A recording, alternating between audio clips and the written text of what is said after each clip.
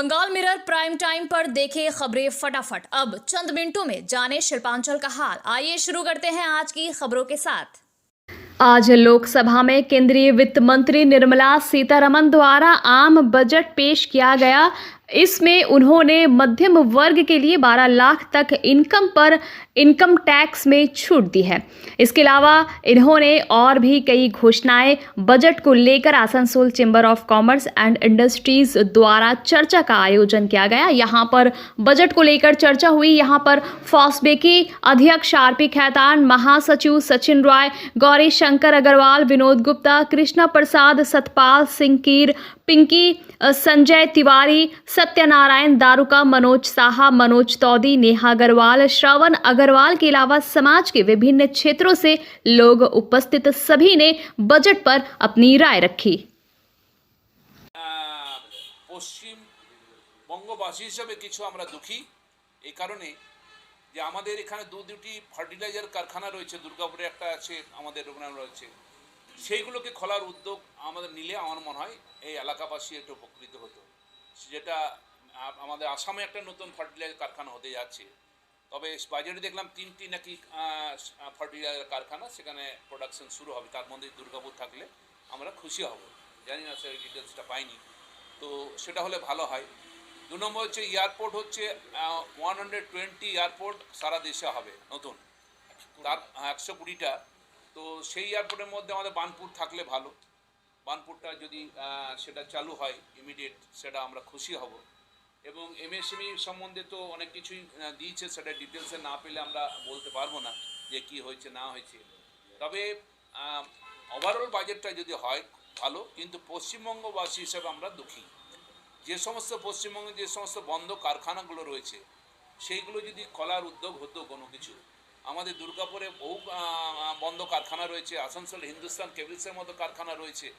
এইগুলো যদি খোলার ব্যাপারে আমাদের সেন্ট্রাল গভর্নমেন্ট এই বাজেটে কোনো দিশা দেখাতেন, তাহলে আমরা পশ্চিমবঙ্গবাসী হিসাবে বা সবাই খুশি হতাম। সেদিক থেকে আমরা খুব নিরাশ যে যেগুলো বন্ধ কারখানা রয়েছে সেগুলো খোলার ব্যাপারে কোনো উদ্যোগ কিন্তু সেন্ট্রাল গভর্নমেন্ট বা এই বাজেটে আমরা দিশা দেখতে পাইনি। বাজেট যতদূর আমি বুঝতে পেরেছি, যতদূর আমি জানতে পেরেছি, একটা আমাদের ট্রেড অ্যান্ড ইন্ডাস্ট্রি, শিল্প আর বাণিজ্য, এইটা নিয়ে আমাদের একটা অ্যাঙ্গেল আছে। একটা সারা দেশের হিসেবে আমাদের মানুষ কী পেয়েছে, সাধারণ নাগরিক কী পেয়েছে, সেটা একটা আলাদা দিক হলো। পরিকাঠামো উন্নয়নের তাতে সরকারে কীভাবে নজরদারি করেছেন, কত বরাদ্দ করেছেন, সেটা একটা পক্ষটা হলো। যেরকম আমি বলি আপনাকে, স্টার্ট আপের জন্যে 10,000 কোটি টাকা আরও বরাদ্দ করা হয়েছে। এটা একটা বিশাল ব্যাপার, আমি একে স্বাগত জানাই। স্টার্ট আপ মানে নতুন ছেলে নতুন শিল্প লাগাবে, নতুন তারা উদ্যোগ করবে, তাকে সহযোগিতা করার জন্যে, তাদের তল্লাই দেওয়ার জন্যে 10,000 কোটি টাকা বরাদ্দ করা হয়েছে, মামুলি নয়। 2 নম্বর হচ্ছে আমাদের MSME, medium and small enterprises, তাদের লোনের যেটা হার ছিল সেটা 5 কোটি ছিল, সেটাকে বাড়িয়ে 10 কোটি করা হয়েছে। এটাও মামুলি খবর নয় আমাদের জন্যে।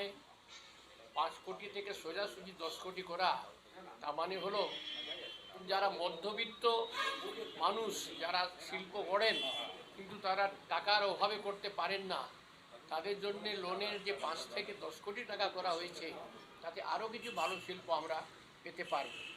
যে কথা আছে, এই যা বাজেট হয়েছে এটা লোক লোহাবান বাজেট হয়েছে, আমরা সন্তুষ্ট নাই বিজনেসম্যান। দ্বিতীয় কথা আছে, রিয়েল এস্টেটকে আমরা সব সময় আমরা বলে যাচ্ছি কি ইন্ডাস্ট্রি দরজা দেওয়া হোক, ওটা দেওয়া হচ্ছে না। রিয়েল এস্টেট একটা ভালো বিজনেস আছে, এখানে ভালো ভ্যালুম আছে। ওতে জিএসটিও যা আছে, জিএসটিও মানে 45 লাখ ছিল, আমরা ডিমান্ড করেছিলাম একটা ফ্ল্যাটটা বাড়াতে 50 লাখ হলে খুব ভালো হতো। কেন এখানে ফ্ল্যাটের দাম এত বেড়ে গেছে যে 45 লাখ মিডিল পার্সন পায় না, 50 লাখ 55 পেয়ে যায়। তো এখানে জিএসটি আছে, 45 লাখ থাকলে 1% দিতে হয়, এভাবে হলে 5% দিতে হয়। তো আমরা চাইছিলাম 50 লাখ যদি হয়ে যায় তো রিলিফ পাওয়া যাবে। দ্বিতীয় কথা আছে, অনেক জায়গায় বেনিফিট পাওয়া গেছে, যেরকম স্টুডেন্টরা আইআইটি আছে ওদেরকে বেনিফিট দেওয়া হয়েছে। বাট ছোট ছোট যে ট্রেডার্স আছে ওকে কোনো বিজনেস যা করছে একাল ব্যাপার, ওদেরকে কোনো বেনিফিট দেওয়া হচ্ছে না। ওদের অবস্থা এত খারাপ আছে কি মানে ওরা সুসাইড করতে পর্যন্ত চলে যাচ্ছে। মানে ট্রেডিং বিজনেস এত অবস্থা খারাপ আছে, সব লোক ইন্ডাস্ট্রিজ কথা বলছেন বাট ট্রেডার্স বিজনেস কেউ কথা বলেন না। ট্রেডার্স অবস্থা খুব খারাপ আছে। আমরা বাজারে থাকি, এক একটা ট্রেডিং যা বিজনেস করছে দোকান বিক্রি করছে, মানে বিজনেস চলছে না। ওদের এত জিএসটি লোড খরচা महंगाई জন্যে মানে বাজেট যা হচ্ছে ওদেরকে লক্ষ্য রেখে মানে বাজেট হচ্ছে না। এই জন্য আমরা রিকোয়েস্ট করব কি খালি ইন্ডাস্ট্রি আর বড় বড় বিজনেসম্যানকে লক্ষ্য না রেখে ছোট ছোট যা একাল ব্যাপারী আছে ওদেরকেও কিছু বেনিফিট দেওয়া হোক। মানে যেরকম জিএসটি আছে ওদের স্ল্যাবটা বাড়ানো হোক। डिजिटल अरेस्ट के नाम पर ठगी करने वाले अंतर्राष्ट्रीय गिरोह का आसनसोल दुर्गापुर पुलिस ने भांडाफोड़ किया है। पुलिस की ओर से डीसीपी अरविंद कुमार आनंद ने प्रेस कॉन्फ्रेंस कर बताया कि कुल 9 लोगों को गिरफ्तार किया गया है। इसमें 3 दिल्ली, 2 उत्तर प्रदेश और 4 कोलकाता एवं इसके आसपास के इलाकों से हैं। इनके खातों में ठगी के करोड़ों रुपए का लेन देन हुआ है। यही नहीं, ये लोग ठगी के पैसे को विदेश में अपने दोस्तों के अकाउंट में भेजकर फर्जीवाड़ा करते थे। इन लोगों ने आसनसोल के चंचल कुमार से 1 करोड़ 3 लाख रुपए की ठगी की है। पुलिस ने शिकायत मिलने के बाद इस मामले की जांच शुरू की और इस गिरोह का भांडाफोड़ किया।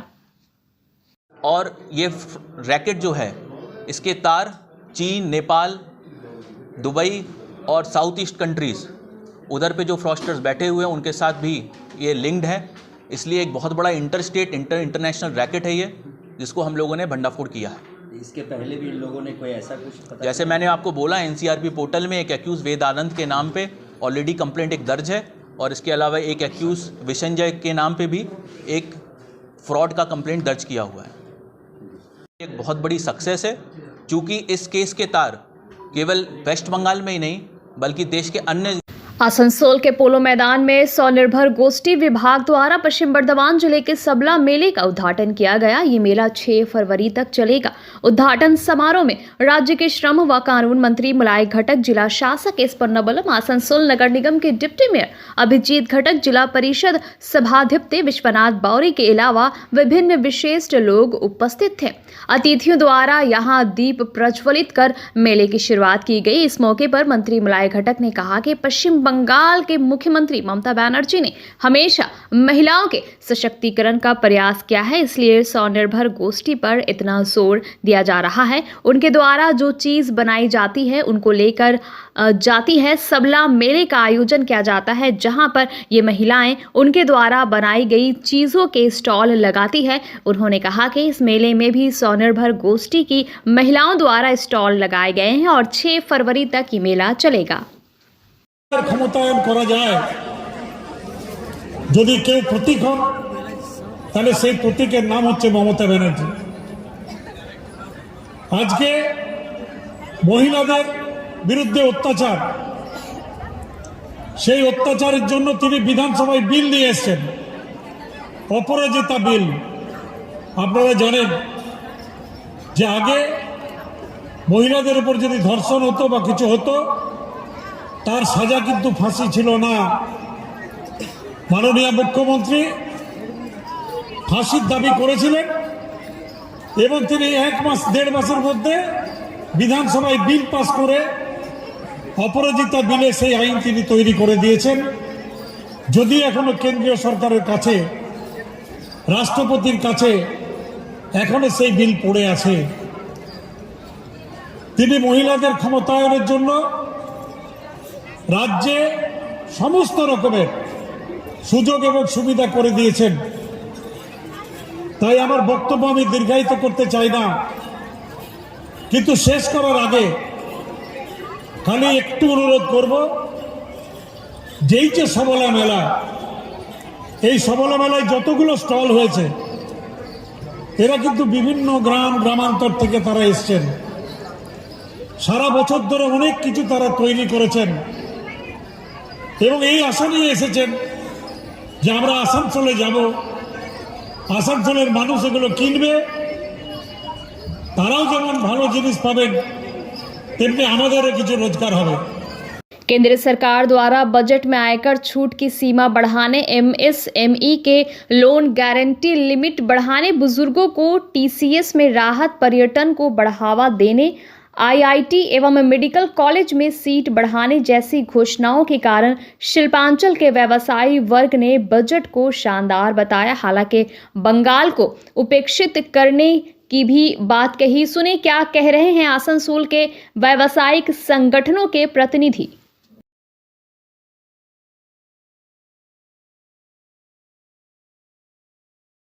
बजट तो बड़ा शानदार हुआ है इस बार।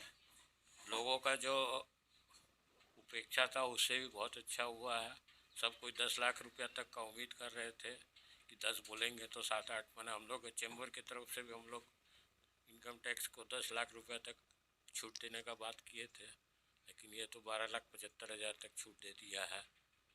और बाकी भी बजट में मैंने मोटा मोटी 24 लाख 25 लाख रुपया जो कमाएगा उसको बहुत मामूली टैक्स लगेगा। इसके अलावा माइनिंग में जो कुछ एक्साइज ड्यूटी वगैरह जो घटाया है, सेस वगैरह घटाया है, उससे लिथियम बैटरी का प्रोडक्शन वगैरह अब इंडिया में होना लग जाएगा। उससे जो इलेक्ट्रिक कार आ रहा है उसको बहुत फ़ायदा होगा। बजट तो अच्छा ही था, खास करके हम लोग जो आशा कर रहे थे इनकम टैक्स के ऊपर हम लोग जो नज़र लगाए थे तो इनकम टैक्स पे बहुत ही राहत मिली है। और ख़ास करके जो केंद्र सरकार इस बार एमएसएमई के ऊपर बहुत ही बल दिया है कि एमएसएमई किस तरह से उत्थान हो।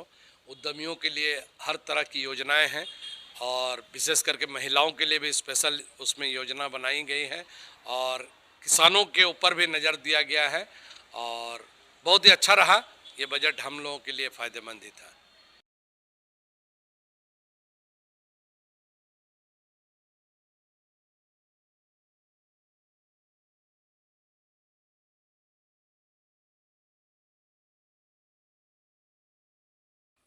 नमस्कार सभी को। आज का बजट देख करके लगता है जैसे कि ये पूर्णतः मेरे हिसाब से मिडिल क्लास को देख करके और मध्यम वर्ग को देख करके बनाया गया है। ये गवर्नमेंट काफ़ी अच्छा, मुझे तो इन 10 सालों में पहली बार थोड़ा सा अच्छा लगा बजट। खास करके जो इनकम टैक्स वगैरह पे जो इन्होंने छूट वगैरह दी है वो नौकरी पेशा करने वाले लोगों के लिए काफ़ी सहायक है। ये ओवरऑल ठीक है, बजट अच्छा है। रियल एस्टेट के लिए भी है, जैसे कि रियल एस्टेट के साथ साथ एमएसएमई के लिए भी काफ़ी कुछ दे रही है गवर्नमेंट। ऐसे ओवरऑल बजट मिला जुला काफ़ी बेटर है। पश्चिम बर्धमान को बांकुड़ा से जोड़ने के लिए दामोदर नदी पर ब्रिज बनाने के लिए लंबे समय से मांग की जा रही है। आज नई दिल्ली से विशेषज्ञों की एक टीम आई थी जिसने दामोदर नदी में जेटी बनाने के विषय पर निरीक्षण किया। ये टीम पुल नहीं बल्कि जेटी निर्माण की संभावना तलाश रही थी। इसके बाद ये सवाल उठने लगा है कि ये पुल की मांग राजनीति की भेंट चढ़ गया। यहाँ पर भारतीय जनता पार्टी के विधायक अग्निमित्रा पाल भी मौजूद थी। उन्होंने कहा कि दामोदर नदी पर ब्रिज बनाने की मांग लंबे समय से स्थानीय लोग करते आ रहे हैं। दामोदर नदी राष्ट्रीय राजमार्ग से ज्यादा दूर है, इसलिए केंद्रीय मंत्री नितिन गडकरी ने राजमार्ग मंत्रालय से पुल बनाने पर असमर्थता जताई। उन्होंने जहाजरानी मंत्री से बात की तो कहा कि पुल नहीं वो एक जेटी बना सकते हैं और इसीलिए उन्होंने आज एक टीम भेजी है। टीम में विशेषज्ञ हैं जो ये देखेंगे कि यहाँ पर ये संभव है या नहीं। उन्होंने पुल ना बन पाने के लिए राज्य सरकार के सिर ठेकरा फोड़ा। তাই কদিন আগে আমি যাই honourable minister for port and shipping সম্মানীয় মন্ত্রী সর্বানন্দ সোনোওয়ালজির অফিসে এবং সেখানে গিয়ে আমি এই সমস্যাটা বলি যে স্যার আমরা খুব কষ্টে রয়েছি, আমাদের এখানকার মানুষ, আপনি যদি এটার একটা কোনো সুবিধা করে দেন। তো উনি বলেন দেখো আমার আন্ডারে তো ব্রিজ নেই, আমি তোমাকে জেটি সার্ভিসের বিষয়টা করে দিতে পারবো এবং সেটার জন্য আমি টিম পাঠাবো এবং আমি ধন্যবাদ জানাই আজকে ওনার টিম এখানে এসেছেন দেখতে। উনি যেটা বললেন যে টিম এসেছেন, ডিরেক্টর সাহেব যেটা বললেন যে দামোদরের পুরো দামোদর কিন্তু গভর্নমেন্ট অফ ইন্ডিয়ার আন্ডারে পড়ে না, কিছু কিছু বিশেষ বিশেষ জায়গা পড়ে এবং সেটা উনি দেখবেন ল্যাটিটিউড লঙ্গিটিউড দেখে যে এই যে পোর্শনটা সেটার মধ্যে তাদের জুরিসডিকশনে পড়ছে কিনা। যদি পড়ে তাহলে অবশ্যই ওনারা যেটি বানাবেন এবং আমি বলেছি যেটি বানাবার সাথে সাথে ছোট ছোট নৌকো করে যে প্রাণের মানে একেবারে রিস্ক নিয়ে যে পারাপার করছে, গরমকাল তো ঠিক আছে, তাও এমন চুরি করেছে বালি মমতা ব্যানার্জির সরকার আর তার তৃণমূলের নেতৃত্ব, যে এত জায়গায় জায়গায় এত ডিপ হয়ে গেছে, সেটাও সাংঘাতিক ডেঞ্জারাস অবস্থায় রয়েছে। তাই ওনাকে আমি আবদার করেছি যে বোটটাও দিতে হবে, মানে লঞ্চ সেটাও দিতে হবে। তো উনি বলেছেন সেটা আমাদের জুরিসডিকশনের মধ্যে যদি আসে তাহলে অবশ্যই করে দেওয়া হবে। তো আজকে সেই কারণেই এখানে আসা, ওনারা এসেছেন, আমি ওনাদের ধন্যবাদ জানাই। बंगाल मिरर न्यूज़ देखने के लिए सभी दर्शकों को धन्यवाद। आप हमें अपने सुझाव दे सकते हैं हमारे व्हाट्सएप नंबर पर। हमारा नंबर है 7047958258। हमारा दूसरा नंबर है 7908186164। कृपया हमारे चैनल को लाइक और सब्सक्राइब करें।